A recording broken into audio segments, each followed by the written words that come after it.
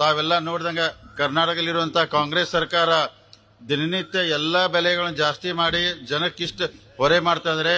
ವಿಶೇಷವಾಗಿ middle class ಬಡವರು ಈ ರಾಜ್ಯದಲ್ಲಿ ಬದುಕದಂತ ಪರಿಸ್ಥಿತಿ ಮಾಡಿಟ್ಟಿದ್ದಾರೋ. ಅದಕ್ಕೋಸ್ಕರ ಇದರ ನೇತೃತ್ವ ವಹಿಸಿ ವಿಜೇಂದ್ರ ಅವರು ಹೋರಾಟ ಪ್ರಾರಂಭ ಮಾಡಿದರು. ಇಡೀ ರಾಜ್ಯ ತುಂಬಾ ಅದರಂತೆ ಸನ್ಮಾನ್ಯ ವಿಜೇಂದ್ರ ಅವರು, ಆರ್ ಅಶೋಕ್ ಅವರು, ಚಲವಾದಿ ಇಡೀ ಭಾರತೀಯ ಜನತಾ ಪಾರ್ಟಿ ಟೀಮ್ ಈ ಹೋರಾಟ ವಹಿಸಿದರು. ಅದಕ್ಕೆ ಜನರನ್ನ ಜಾಗೃತಿ ಮಾಡಬೇಕು, ಈ ಭ್ರಷ್ಟ ಕಾಂಗ್ರೆಸ್ ಸರ್ಕಾರನ ಹೋಗ್ಬೇಕಂತೇಳಿ. ಅದಕ್ಕೆ ತಾವೆಲ್ಲರೂ ಇದೀಗ ಅಭಯ್ ಪಾಟೀಲ್ ಅವ್ರು ಹೇಳಿದಂಗ ಎಲ್ಲರೂ ನಾವು ಈ ಕಾಂಗ್ರೆಸ್ ಸರ್ಕಾರ ಕಿತ್ತೋಗಿಬೇಕಂದ್ರೆ ಜನರಿಗೆ ಜಾಗೃತಿ ಮೂಡಿಸಬೇಕಾಗ್ತೈತಿ.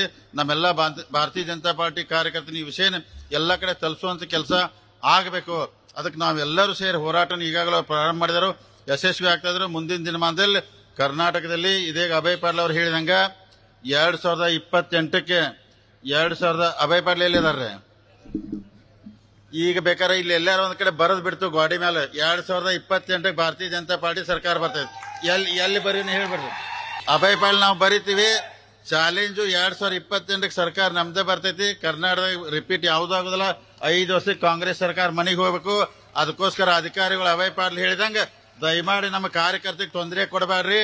ಯಾಕಂದ್ರೆ ನಮ್ದು ಸರ್ಕಾರ ಬರ್ತೈತಿ, ನಮಗೂ ಅಧಿಕಾರ ಬರ್ತೈತಿ. ದಯಮಾಡಿ, ಯಾಕಂದ್ರೆ ನಾವೆಲ್ಲ ನಮ್ಮ ಭಾರತೀಯ ಜನತಾ ಪಾರ್ಟಿ ನಿಮ್ಮ ಕಾರ್ಯಕರ್ತರ ಮೇಲೆ ನಿಂತ ಪಕ್ಷ.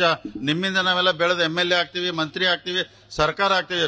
ಮುಂದಿನ ದಿನಮಾನದಲ್ಲಿ 28 ನಮ್ಮ ಸರ್ಕಾರ ಬರ್ತೈತಿ.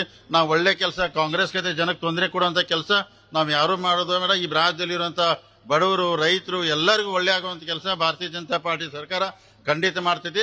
ಅದಕ್ಕೆ ಈ ಕಾರ್ಯಕ್ರಮ ಯಶಸ್ವಿ ಆಗಲು ಕಾರಣ ಆದಂತ ಎಲ್ಲ ಕಾರ್ಯಕರ್ತರಿಗೆ, ಮುಖಂಡರಿಗೆ ವಂದಿಸಿ ನಾನು ಮಾತು ಮುಗಿಸ್ತೀನಿ. ಜೈ ಹಿಂದ್, ಜೈ ಕರ್ನಾಟಕ ಮಾತು.